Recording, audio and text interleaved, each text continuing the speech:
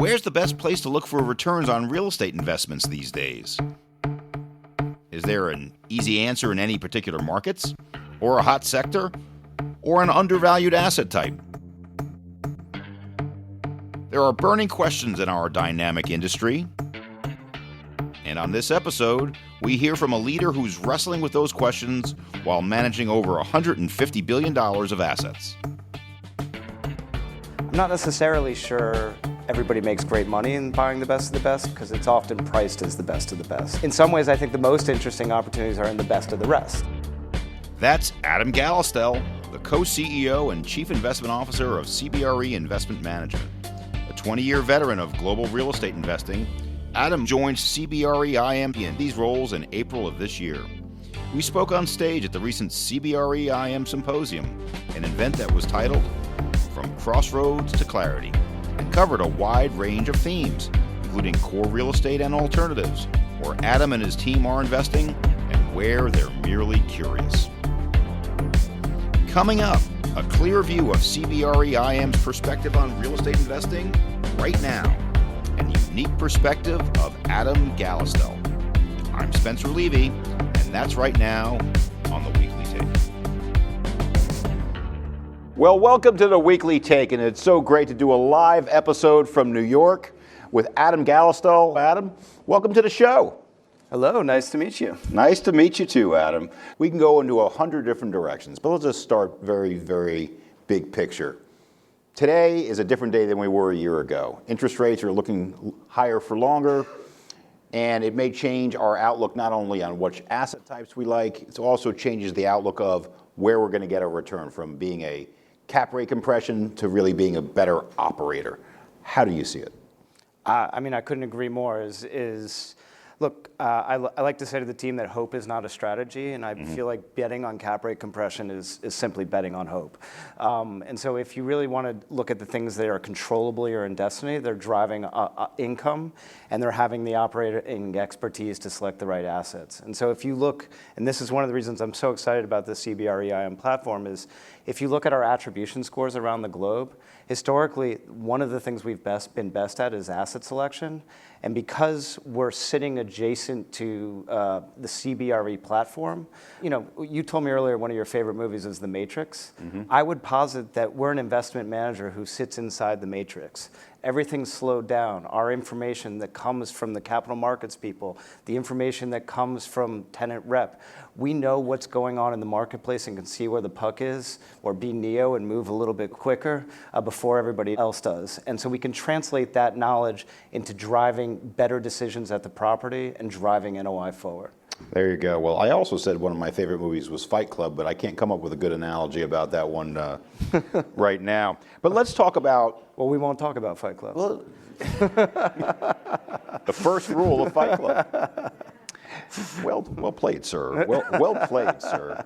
So when we talk about the various asset types, student housing, IOS, and dare I say it, retail was persona non grata for so long, I'm calling it the new original. Why all this move into alternatives versus what we used to call the big three or four? I think there are probably three reasons. One is office, which used to be 35% of most people's portfolios, has been, candidly, a bit of a bloodbath over the last couple of years. And so I think as people look to reposition away from office, they have to expand the aperture. I think the second thing is thinking about portfolio construction. The holy grail of portfolio construction is non-correlated assets. And I would say if you look at the alternatives, they often have drivers that are over and above GDP growth driving those income streams. So in data centers, it's increased digital penetration, right?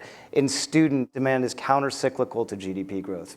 Put simply, when you can't get a job, you go back to school in hopes you can get a job a few years later, right? And so actually, if you think about layering these things into a typical real estate portfolio, it's very important because the classic four food groups, living, industrial, retail, office, they're actually all fairly highly correlated to GDP growth. And so if you can find things that are driven by something other than GDP growth, increased share of the aggregate GDP, you've constructed a more robust and resilient portfolio.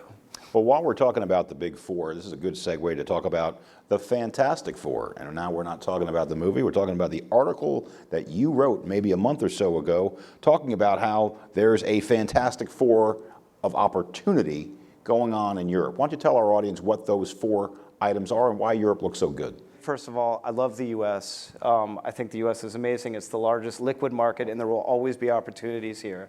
But it struck me, especially looking at our U.S. pension clients, how little exposure they had to anything other than U.S. real estate.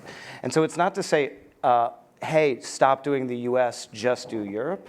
It's to introduce and into the equation instead of or. Right? And so why do you put and into the equation? So US and Europe, not just US, right? And the reason you put and in is because Europe offers more compelling relative value today. It offers more growth. And frankly, you can be a bigger fish in a smaller pond, is that there's just less capital chasing value opportunities in Europe today than there is in the US, even if you adjust for the size of the marketplace. But I would also argue that there are significant operational differences in Europe versus the U.S., particularly when you take a look at, dare I say it, office. I think the consistent theme is we're coming off the bottom here in the U.S., but Europe and the Asian office never quite bottomed like that. Yeah, I mean, frankly, as you went from east to west, the office story got worse during COVID, right? And so, I mean, frankly, if you were in Japan, I don't know how many people have spent much time in Japan, but between the cultural setup in Japan and the small units you live in, nobody ever left the office. They just kept going. And frankly, Europe in general, while it did have problems, it didn't have problems to the extent the United States did. And so actually the healing that needs to take place in the office market in Europe is frankly, and Asia for that matter, is better. You're in a better starting position, yet you have good value relative to the US. Let's bring the aperture down just a little bit from Asia, Europe, the U.S. Talk cities for a second. Yeah. We're here in New York City. San Francisco, let's just talk compare and contrast. I would say it's fair to say that San Francisco was a disfavored market 3 years ago.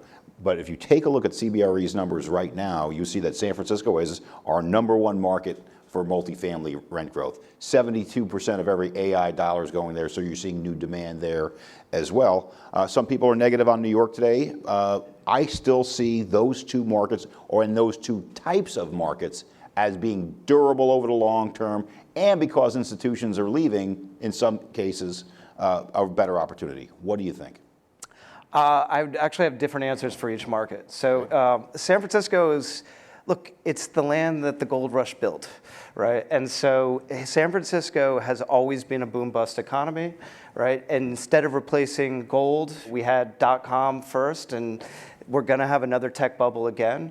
But that volatility has always ultimately been up and to the right. And so if you're actually willing to step in to what is a roller coaster of a market, I think there's no doubt in my mind, both as a center of innovation, right? More of IP comes out of San Francisco than anywhere else in the world collectively, right? Or in the Bay Area. And you can't ignore that. That is a center of creativity, a center of dynamism that will continue to persist both in the city and in the valley. It's not to say it doesn't have its problems, but yeah, I think actually, because it's so volatile in some ways, it's more interesting than New York, which is a little less volatile from a capital-based perspective, because you have people who run for the hills and then they come back.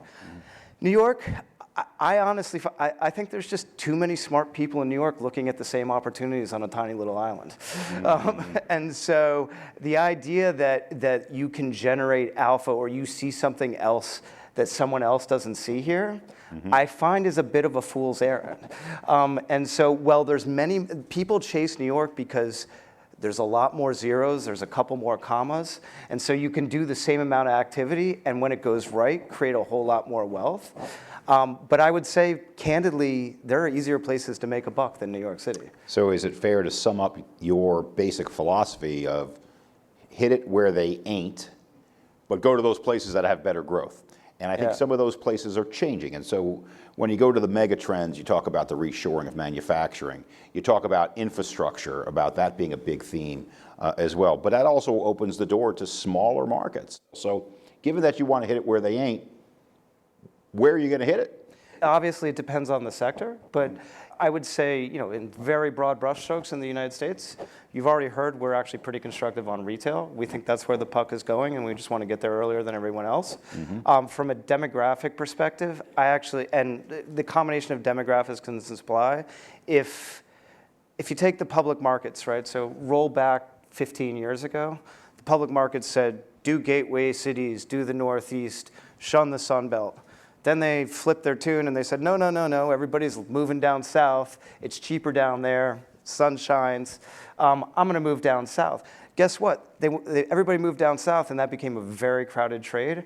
I actually would say what's old is new again, and so if you turn that smile into a frown, we're actually more interested in the demographics and the supply situation in the frown states today than we are in the smile states. So the Midwest is a market that it's seeing its day in certain types of real estate, and you certainly could see that for logistics with I-80, with I-70. You could see it with data centers because they have cheaper water and power. So let's just stay on that infrastructure thing for just a moment, and I know it's a big theme for CBRE IM. Tell us why it's such a big theme and sort of what its parameters are.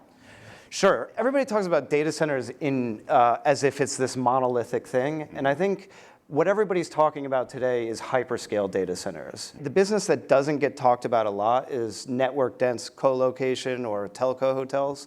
And the reason it doesn't get talked about a lot is there ain't building very much of it, and it's very tightly held.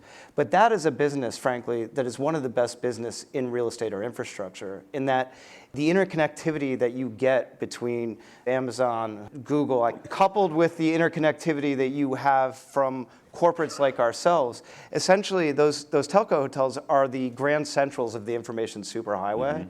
And that interconnectivity is unto itself a moat that's very hard to replicate. And you sort of get this flywheel of, as more people interconnect with one another, they just lead to more interconnection, which creates the moat ever deeper and deeper. So that business we love. The hyperscale data center business, I would say, again, I'm a student of history, so let's just take a step back, right? There is roughly $1 trillion going into the ground over the next 3 years. History would suggest that you won't have positive outcomes for a whole $1 trillion, right? And essentially, I'll give you a couple examples of massive private infrastructure funded projects in the past. So let's go back to the railroads. Railroads were great for America. They were great for the US economy. They were terrible if you were a banker or a shareholder in Union Pacific, right, where everybody lost all their money. Similarly, I'll go back to subsea cable, right? You guys all might remember this company called Global Crossing. So Global Crossing laid the world's subsea cable. It ended in financial ruin with its investors. And I say this as a cautionary tale in that you have to be very disciplined beyond the hype machine, right? It's sort of, Gates has this rule that he stole from a professor named Amara, I believe. It's called really Amara's rule. And it's, in the short run, we all tend to overestimate the impact of a technological advance. In the long run, we underestimate that. And I would say that's exactly what's going on here, in that there is a rush to take all the pieces off the chessboard. And I think there are places to play, right? You could say data centers are the picks and shovels of AI.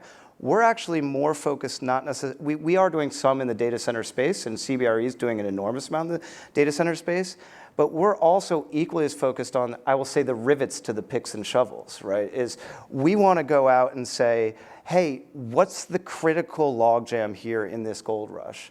The critical logjam in this gold rush is power and speed to power.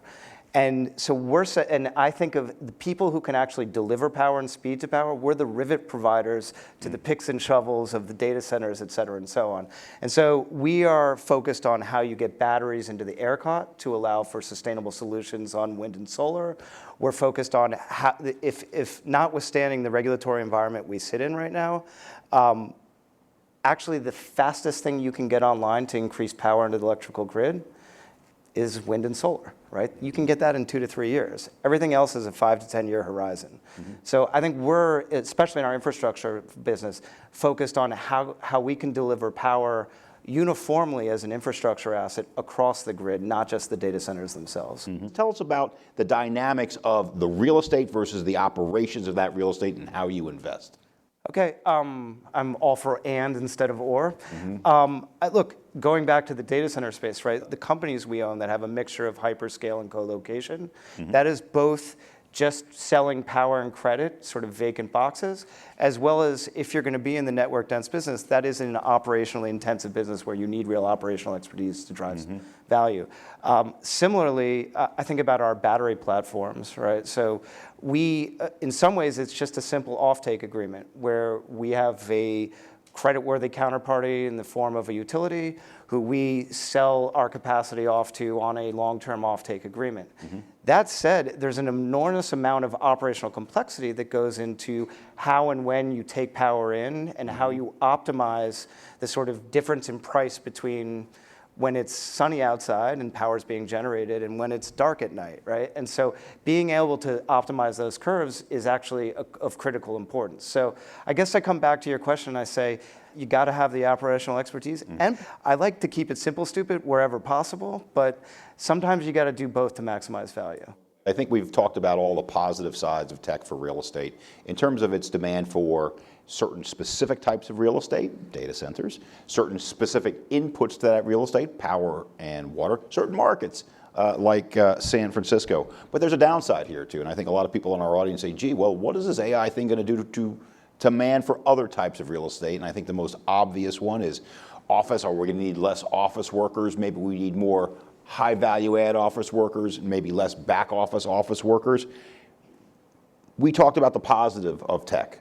Is there any negative to tech that you might want to point to? Look, I'm an unabashed long-term optimist, and so I'm going to separate the short run from the long run here. In the short run, there is going to be, and it's widely written about, some creative destruction that takes place in the job market. But that is the same thing, again, being a student of history and you looking back, it's no different than us worrying about the steam shovel replacing diggers on the side of a hill, is that while there was some loss of jobs up front, over time, actually, each of these productivity unlocks have led to greater aggregate human well-being and actually greater job growth. I guess what I'm saying in the short run is yes, there will be job losses. I also am perhaps naively optimistic because of what history tells us, is that there are going to be tenfold more jobs created for things that we just don't yet know, right? And then all you need to do is look to the internet where we had this same fear, or is it going to get rid of all these jobs, or the computer, we said, oh, the computer is going to get rid of all the typists, it's going to get rid of all the stenographers, et cetera, and so on. And if you look at what that productive capacity unleashed in job growth, especially in the United States, it's a marvel. And I think we'd be remiss to think anything different happens here. If anything, it may accelerate that trend in that, in some ways, when I take this computer and I have all of human history at my fingertips with a bot who can tell me how to access it, in some ways I'm approaching superhuman status, right? And now we all can be superhumans. Imagine how much more efficient and productive we can be having that promise at our fingertips. I think one of the most fundamental shifts that's happening in our market right now is the shift, not completely away from, but in addition to pension funds and endowments, non-accredited investors are getting into the space in a big way, into non-traded REITs in particular, but that's not the only vehicle they're getting into. And I think it's going to change the way we invest. What do you think? I don't know if it'll change I struggle with the idea that it's going to change the way we invest, because that sounds like this time is different, and I find those are the four most dangerous words in finance. By the way, I always say that when somebody says this time is different, wearing a fancy suit like that, by the way, not that fancy, wearing a suit like this, grab your wallet and run out of the room screaming. That's pretty nice wool he's wearing, by the way. Well, in any event, we could go like that. But maybe it doesn't change the way we invest. But I will say this, there were some unfortunate historical precedents that didn't end well. The TIC industry, tenants in common industry, and maybe the first iteration of the non-traded REITs didn't end as well. But I do think it's a tremendous opportunity for our business. But maybe we need to change the way that we look at liquidity, the way that we look at transparency with this new type of investor. I couldn't agree more. So look, the reality is, over the last 30 years, alternatives, of which real estate is one, but also private equity, private credit, infra, we've enjoyed a institutional allocation increase going from essentially zero up to, if you're in an endowment model, as much as 50%.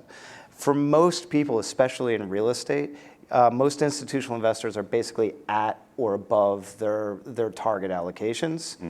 Infrastructure is very different in that actually allocations to infrastructure are still growing, and so we still see quite a lot of institutional tailwinds as people move out and out of real estate to some extent into infrastructure. And go ahead. I'm sorry.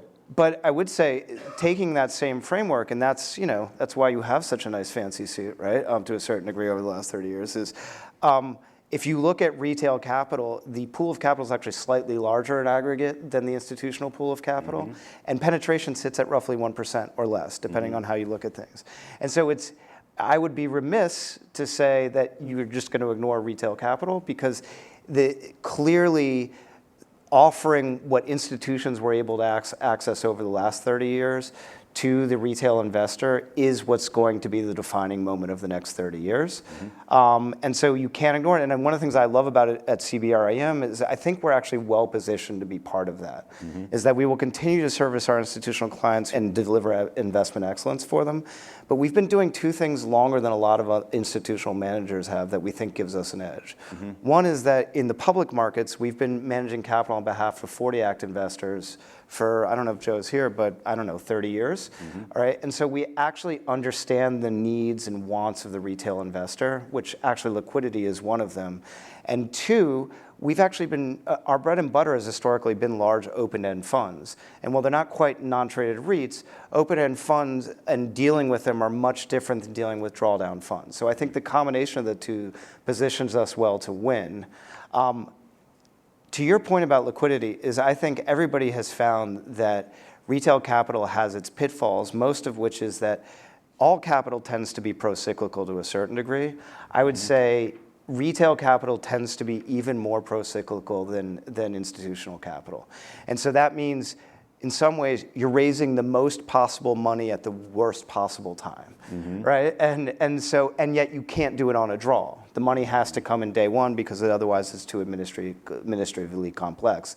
I actually think one of the things that the industry is we're experimenting with now, is hybrid products, where you offer a combination of private and public securities. And that allows you to essentially harness the power of the endowment model to harvest the liquidity premium of private markets, but still have a bucket of liquidity should the sky start falling and all the retail investors head for the exits. I think one of the problems with the NTR REITs right now is that they get locked up and then they're stuck. By the way, since my producers are in the audience, I will define NTR, non-traded REITs. Every time somebody uses a term like that, they put a little buzzer on me and says, you got to define the term. Okay, well, non-traded REITs, there you have it. There we go. So let's go a little bit more macro for just a second, because I think that when I look at the market, I always put things in a spectrum. I always say on one end of the spectrum is the noise of the moment. It could be political, it could be a natural disasters, a terrible hurricane, as we are speaking here on stage today. And at the other end of the spectrum is this funny thing called math. And math wins in the long term. But because of this noise of the moment, it creates opportunities that might not have existed before. I'll give you a couple. Border industrial between the US and Mexico. Port industrial. Another one because of the noise of the moment, getting people scared away. How do you manage the two? How do you either shut out the noise or listen to it and say, aha, so the noise versus the math?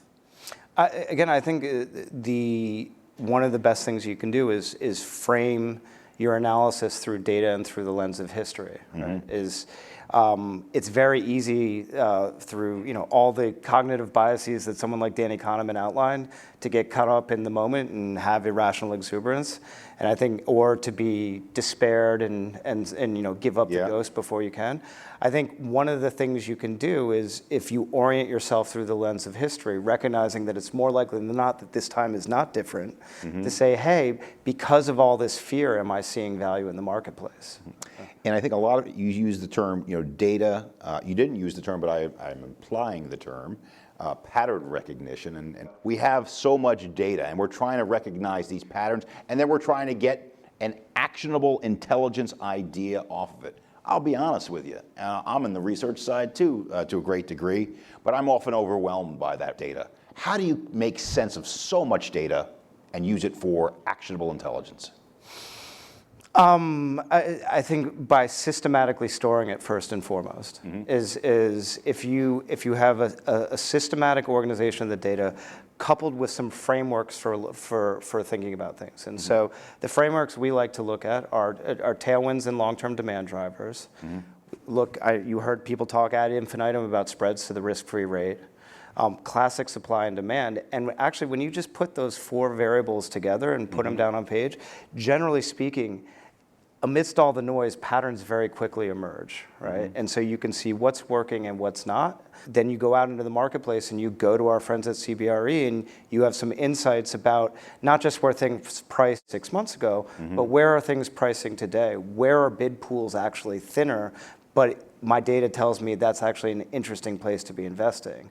That's sort of the power of being able to take what we do on the research side, go over to our colleagues at CBRE and say, hey, we think there might be an interesting opportunity. Are we the only one who sees this yet? And that's where we pounce. Right? And by the way, while I'm giving shout outs to the great researchers in the room that spend all day long thinking about this stuff, trying to come up with a new idea. In fact, when I was a young banker at Legg Mason many, many moons ago, my boss said, in every meeting, walk in the door with one unique idea, just one. And I think that's hard today. I don't think it matters is we're not in the ideas business, we're in the execution business. And so, frankly, I would posit there are great ideas out there every day that are just floating around. And it's second mover advantage. Second mover advantage. Yeah, this is probably a little impolitic to say, but I'll say it anyway. You know, there used to be a saying that some people say first mover advantage, and I would say that works in technology. I would say in real estate, the answer might be that pioneers end up with the arrows and settlers end up with the land, right? So, but this goes back to your point is in a world where there's plenty of great ideas, what's more important is who can actually execute on those great ideas. This actually goes to your question about operational real estate, is if you have someone who not just can execute on the purchase, but can execute on driving income through that asset, you've differentiated yourself from the person who just says, hey, let's go multi or let's go industrial. It's like, okay, now what are you going to do with it? And the great news at CBRE across the complex is not only do we have the ideas and the ability to execute, we know what to do with it after we buy it. We were very fortunate to have on the show a couple of weeks ago Steve Ross, the former chairman of Related Companies, now the chairman of Related Ross. I bring him up because I blasphemy because he was building office buildings on the far west side of Manhattan when the market wasn't great then. But now you built those same buildings in Hudson Yards, they probably would be 40% more expensive to build. When SL Green built one in Vanderbilt, same thing. And that's why RXR is looking to build it as well. Even though office is persona non grata in our business, I'm going to just come right out and say it. I think it is the single most underinvested class if you look at the right places today. But people are afraid to go into investment committee. What do you think? I mean, I agree. I mean, I'm on record I'm office curious, I call it, right? And I would say, look, office is not going away forever. There are going to be places where you're going to make good money in office.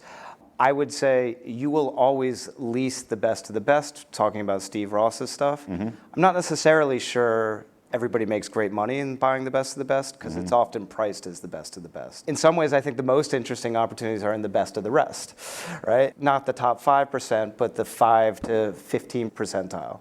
And I think that for a couple of reasons is one, when you're buying those assets, they tend to be smaller. Right, so you're outside of New York City. You're not putting a 2 million square foot bed on, which has many commas on it, right? So you can actually create some portfolio diversification and spread your investments. Two is because so many people are running for the hills right now, you actually have the ability to do what you couldn't do in office for my entire career. Buy office priced off of free cash flow as opposed to NOI. And to me, the pains of COVID and the weakening of demand actually exposed the fundamental flaw in the pricing model in office, which was pricing it off of NOI. Today, you can actually go out and find both, not so much in New York City, but in gateway markets that aren't New York, some of the Sunbelt markets that have real job epicenters, where you can go buy a newish building take a 8% discount rate on the contractual income and ask yourself what you own the residual building at. And you own that residual empty building in many cases, not all, I would say it's 5 to 10% of the time, at NER, so net effective rent for your producers, yields on cost. Thank you. That are 9 to 11%, right? And so that's better than development yields you can achieve in any other asset class. So if I have product that's fit for the current time, so new product, column free, I'm able to actually own, after I collect my income, the residual at a yield on cost of 9 to 11%. That's actually a pretty compelling way to make money, and I think it's quite interesting. And I think the way that you describe it is excellent, Adam, because you really segregated the market.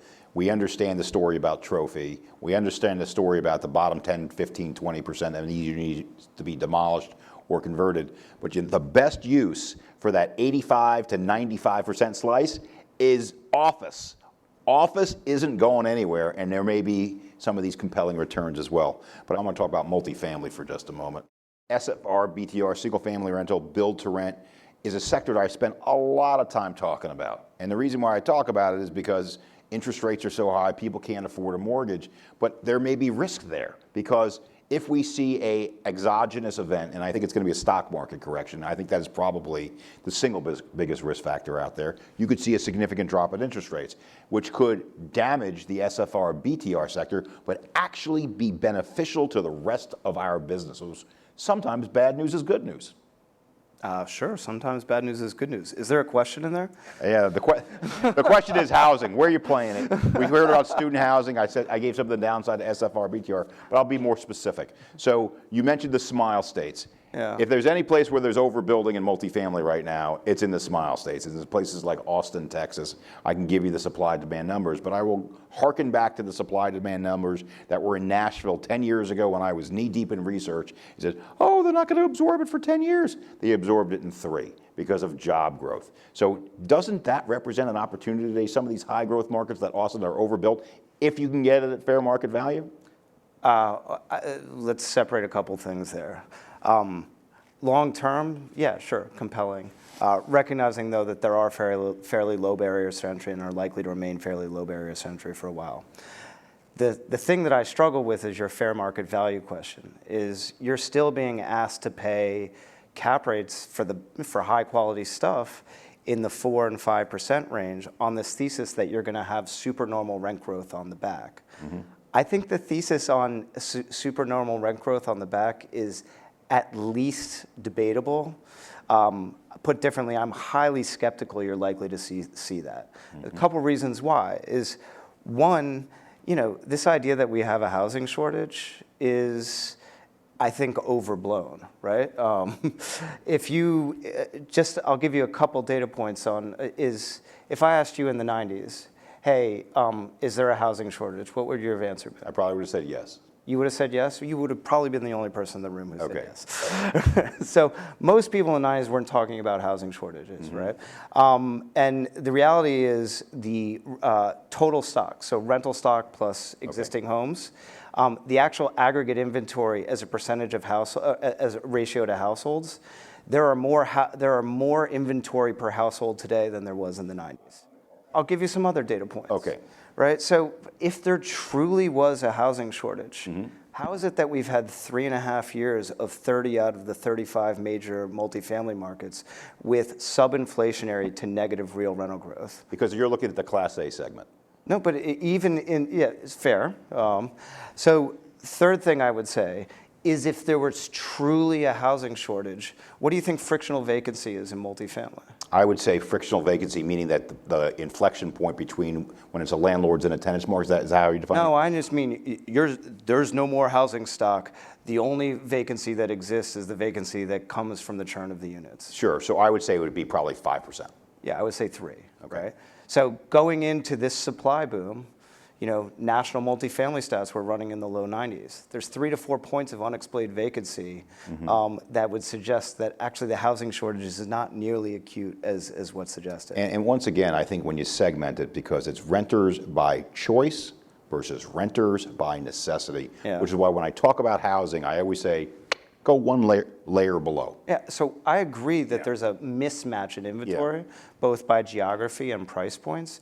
And frankly, going back to your ultimate question, is where we find the more compelling opportunities is playing the Frounce trades in the more affordable housing components, be it manufactured housing, be it true workforce, little a affordable.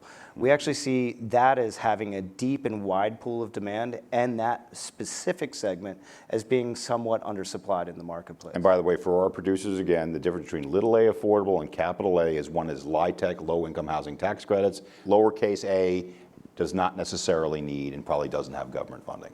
Right, it's free market units, it's just targeted towards the meat of the population, the meat of the renter population, and frankly, the meat of the aggregate U.S. population. Okay, so let's go to this alpha thing again, because that is why everybody is sitting in this office looking for the best risk-adjusted returns, and they had some terrific ideas up there. Industrial outdoor storage, which I love, and the reason I love it is because people don't love it.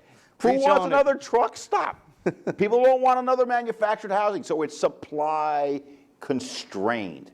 And also, the three best words in iOS is as of right, because a high percentage are non-conforming uses, so very hard to do. But what do you think are some of the new areas? If you were to say, okay, we're going to go buy manufacturing buildings, and we had a guest on the show from New Mountain Capital who does exactly that. What are we missing here today? I fought for years to have CBRE IM, and you know who you are in this audience, to get into retail, and they finally did. But manufacturing still can't get you over the hump. What some areas would you like to get over the hump? That's not true. If I could, I actually am not opposed to manufacturing. To me, that's just a derivative of triple net lease or a subsector of triple net lease. To me, the importance on manufacturing is I got to have enough term and enough credit to deal with both the residual cleanup issues as well as the likelihood that once that tenant goes, that building doesn't really have an alternate use. But you find me a 20-year manufacturing deal with 3% bumps, I'm your man. I'm in there. Okay. Right? So, you know what? We will. Okay. Because they exist out there. Oh, by the way, at 8.5 to 10% cap rate. So. Well, we're out of time here today. No, but I mean, that's where data center developments are getting done. Isn't that, I mean, why should it be any different for a manufacturing plant where its useful life is probably about 20 years? And the manufacturing, some of the manufacturing, and in the words, again, to quote from the weekly take, since we're on the weekly take, it's necessity manufacturing. So if this manufacturing goes out of business, so does the company. So if it's mission critical, maybe there's more value there. Even if you don't get your 8 or 9% going in yield, maybe it's 7.5%, because you're still going to get a spread above the cost of your debt. Yeah, but from my perspective, it's just that. It's a credit analysis. It's not like just because the word manufacturing is in there, there's no reason to run away from the term manufacturing. You just want to understand what's that durability of that income, so what's the credit of your mission critical. I would always caveat, I gave you the caveat on this time is different. When people say mission critical, I always remind them it's mission critical till it's not, right? So, I can tell you about all these corporate suburban campuses that got built in the last 50 years that were quote unquote mission critical. Well, you're talking to a guy who has both a 3D television and a buggy whip in his house, so okay. I know what mission critical is, and it's durable, baby. It's durable. So we've got 1 minute left to go here. This is your 48 seconds of crystal ball for the next year. How's the market going to do? I'd say a couple things. One is I do think as we start to stall and bid-ask spread narrows, you're going to see more transaction volume coming into the new year. I wouldn't say it's going to be a hyper return environment, just given where cap rates were starting from. I think it's going to be a more normalized environment. I do think the trade over the last 15 years where you just picked a sector, and if you got the sector right, you were golden. I actually think that there's closer convergence across our expected return outcomes across all sectors than there has been in about 15 years. And that speaks to it's a stock picker's market, and you're going to drive value through the assets you select and the income you generate, right? And so having both operational expertise and deep boots on the ground experience is going to be a differentiator. And I would posit, here's the advertisement, is there's no one better to operate in that environment than CBRE IM. As I said, said, through virtue of our parent, we're inside the matrix. We have a global footprint where we have industry-leading funds on multiple continents and multiple jurisdictions, both public and private, and in infrastructure. What more could you ask for? I'm super excited. Well, you should take the red pill too, not the blue pill, because then you'll know the truth. And we're out of time, but what a great conversation. Adam Gallistel, thank you so much for coming out. Let's hear it for Adam. Thanks, Spencer. Thank you, Adam. A well-deserved round of applause for Adam Gallistel indeed. There are more conversations on our website, Encore Engagements, with our far-reaching archive of episodes. You can find it all at cbre.com/theweeklytake. With just a matter of weeks left in the year, we're also working on new shows, including programming for another informative and insightful year in 2026. To stay on top of what's coming on The Weekly Take, you should subscribe on our website or on Apple, Spotify, or wherever you get your podcasts. Thanks for joining us, and we hope to see you again soon. I'm Spencer Levy. Be smart, be safe, be well.